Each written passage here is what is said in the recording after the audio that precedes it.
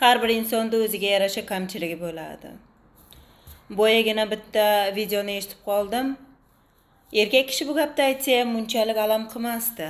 Ayol kishi. Bo'yi uzun qizlarni yaxshi ko'raman. Bo'yi uzun qizlar bu boshqacha. Pakanalarni unchalik yoqtirmayman degan gapni gapiryapti-da. Men uni kimligini bilmayman, men unga hech qanday jang ham ochmoqchi emasman. Faqatgina bu gap menga juda ham yomon tegib ketdi.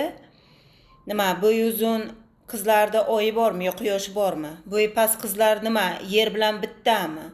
Yo bo'yi uzun qizlarni ona bu dunyoga keltirganu, bo'yi past qizlar yerdan chiqqanmi?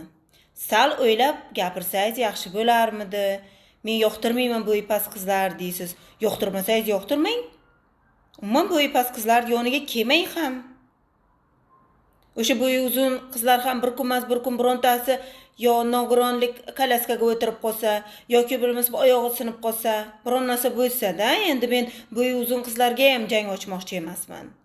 Faqatgina mana bunaqa bo'lmagan gaplarni tilim bor ekan, tilda esa suyagi yo'q ekan deb har joyga gapirib berish ham yarashmaydi.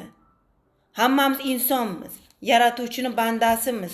Bo'yimiz uzunmi, pastmi, ariqmi, semizmi, qorami, oqmi, farqi yo'q. Biz hammamiz yaratuvchini bandasimiz. Hammamizni boradigan joyimiz ham bir joyda.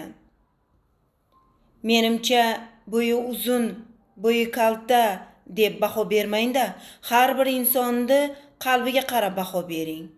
O'sha siz aytayotgan bo'yi uzun go'zal ayolingizni balkim qalbi shunchalik kirikki, uni yoniga turib ham bo'lmaydi. Balkim shu bo'yi past ayolni qalbi shunchalik tozaki, u sizga bergan mehr muhabbatni siz hech qayerdan topa olmaysiz. Shuning uchun gapiradigan gapimizni har birimiz o'ylab gapirishimiz kerak.